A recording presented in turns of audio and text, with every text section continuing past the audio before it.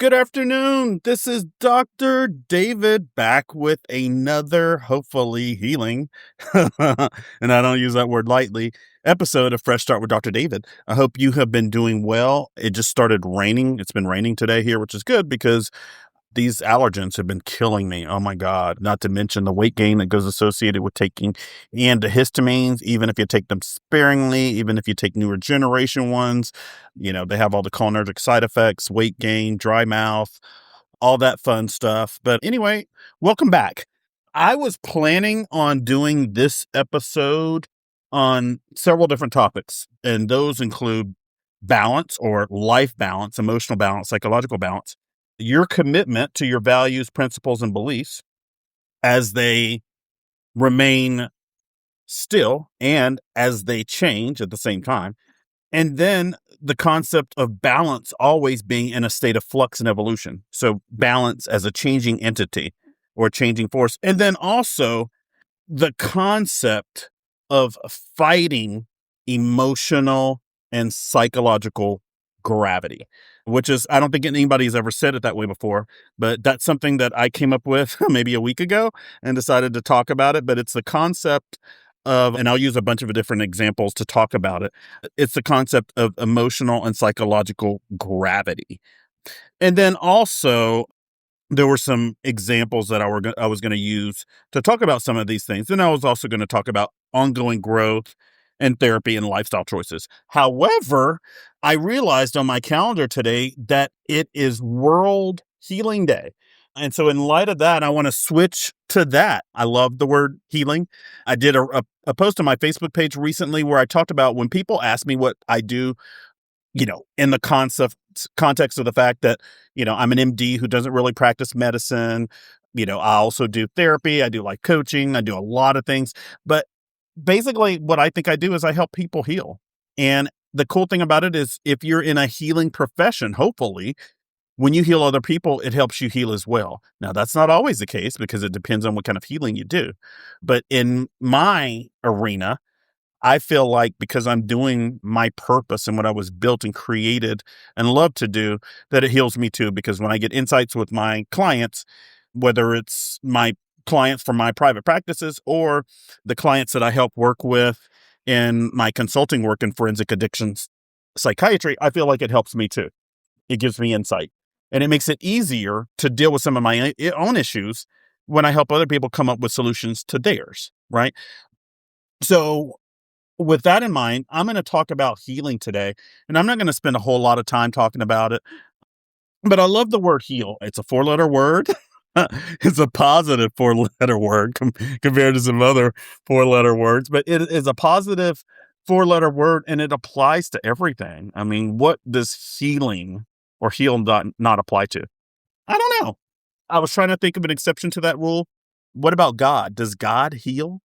I don't know. That's a great question, right? I've never asked that question. I've never heard anybody else ask it. Is God healed?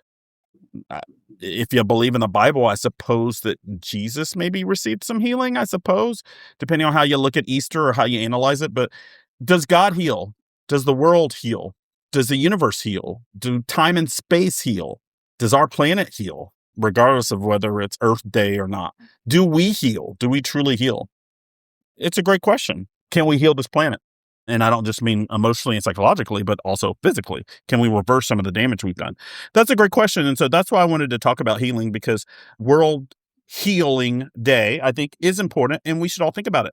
One of the things that I've noticed, and I just kind of alluded to that with my previous comments, is this. When you help other people, and by the way, I'll just share what you hear in the background. Number one, you hear subliminal audio, which I strongly believe in. So those ocean waves that you hear, those are subliminal audios. I've been using those since 1993, 4. I strongly believe in them. I recommend them and use them with all of my clients. I have them on every topic. And if you come to me as a client, you'll get access to all of them, hundreds of them at no extra cost. The other thing you hear are the sounds of dolphins. So we all know that animals have healing effects on people. Dolphins, I would put at the top of the list. I would also probably put elephants there. Dolphins, elephants, dogs would definitely be at the top of the list. You could put cats there too, or some types of cats, although Cats, they're a little bit more mysterious. They're a little bit more reserved. Birds, I believe, are certainly healing. The birds outside my house and outside my office heal, and I chirp with them all the time to align my frequencies, my emotional frequencies with theirs, and get some sense of healing. But animals are certainly healing. Horses are thought to be healing. That's why there's equine therapy. Art is thought to be healing. Exercise is certainly thought to be healing. So the sounds you hear in the background is a screensaver, an application that I use, and I don't work for this company, so I'm not trying to boost their sales or anything, but I'm just trying to share what has helped me. But there's a company called Screen Wonders, and you can download their apps on the Mac App Store. Sure, you can find them at their website and things like that. They make screensavers, I believe, for Windows and for Mac. But basically, what they do is they have these things that are playing in the background. And just think about how much what's going on in the back of your mind plays in what's going on or what you're able to handle or capable of handling in the foreground of your mind. So I use these screensavers with my clients. They're usually on playing in the background. They surprise people. Even when I'm helping with resolve, family conflicts and things like that, I have it playing in the background and somebody's like, "What's this?" And they get upset. And then they'll realize it's dolphins. And all of a sudden I break their cycle of being upset. So I use it purposely and consistently because it has healing properties. And I love dolphins. I love the ocean. I think it's a healing force. I really do. It's one of the best healing forces I think that's available on this planet if we don't totally screw it up like a lot of other things. But dolphins, whales, fish, all those things, I think they're healing, whether you're consuming some types of fish or things, or whether you're getting healing directly by touching them or playing around in the water with them. So anyway, those are my dolphins you hear in the background, and it's wonderful because they disarm the cycle of negativity for me. Maybe they don't work in every situation, but for me, when a negative thought comes up or a negative belief or a negative emotion or feeling, that changes the game and it snaps me out of it. So it reduces the screensaver, this dolphin screensaver greatly reduces how much time I spend in negativity and makes me spend more time in places like gratitude and happiness and contentment and positivity. So if you haven't checked out that, I love this one, but they make themes from the jungle to the sea to everything else you can imagine. So anyway, check those out. But let's talk about healing. And I'm not going to spend a lot of time about it, but I'm going to talk about it just in one simple concept. And I think that if you use this concept and utilize it for real in your life, not just think about it, but if you feel it, use it, become it, it'll make a big difference. And that's this. When you help other people heal, you heal. When you help other people in other ways, you help yourself in those same ways. If you help somebody else manage their money, you help yourself. If you help somebody else manage their feelings and emotions, you help yourself.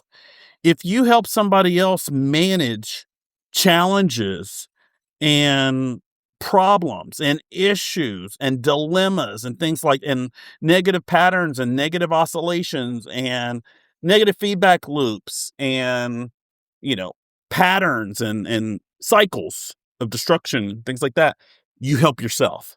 So it really, really is true. And this is in my book, one of my self-improvement books, the first one, Sweet Potato Pie for the Spirit, Soul, and Psyche, which is a tribute to Oprah Winfrey and Super Soul Sundays. And I truly do credit Oprah Winfrey still with the self-improvement and power of psychology and therapy in the society. I really do. Although I also credit her with the weight loss phenomena and taking that head on. But I really do credit that with Oprah. She really did create a spotlight on mental health and wellness and self-improvement. And for that, I'm forever grateful. But the point is this, and she said this in a bunch of different ways, but when you help others, you help yourself, intended or not. So I'm not saying you should help others just to help yourself. That's not the point here. The point is that by helping others, you also help yourself because you're helping an independent party in an objective way. And when you do that, it helps you subjectively, even though you don't realize it, right? If you help somebody else solve a puzzle, even though you're solving the puzzle for them or helping them with a project, you're learning along the way. So even if you help somebody else, you're learning.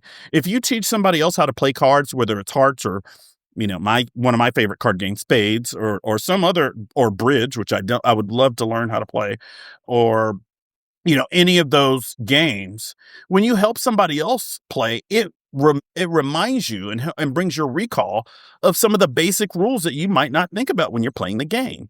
The same thing is true of anything. If you're showing a child how to wash a car, or showing a child homework or things like that, it makes your mind think back to that point. And it's not about thinking back to that point in time. It's about the activity that awakens the part of your brain that became activated when you did it the first time.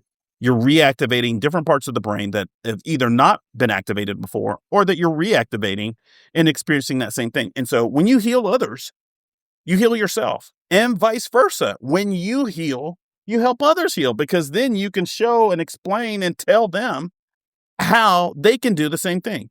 So the point of this episode is healing is healing. It doesn't matter who you help heal, whether it's an animal or a person or yourself or your neighbor or your coworker or your best friend or your mother or your father or a complete stranger. When you heal, others heal. And when you help others heal, you heal. And that's the great thing about healing. And with that, that's this episode. So take home point, help yourself heal, and you're going to help the world heal. And help the world heal, and you're going to help yourself heal. And every other 360 degrees of healing that occurs from that will also happen. With that, happy Healing Day and happy World Healing Day to you.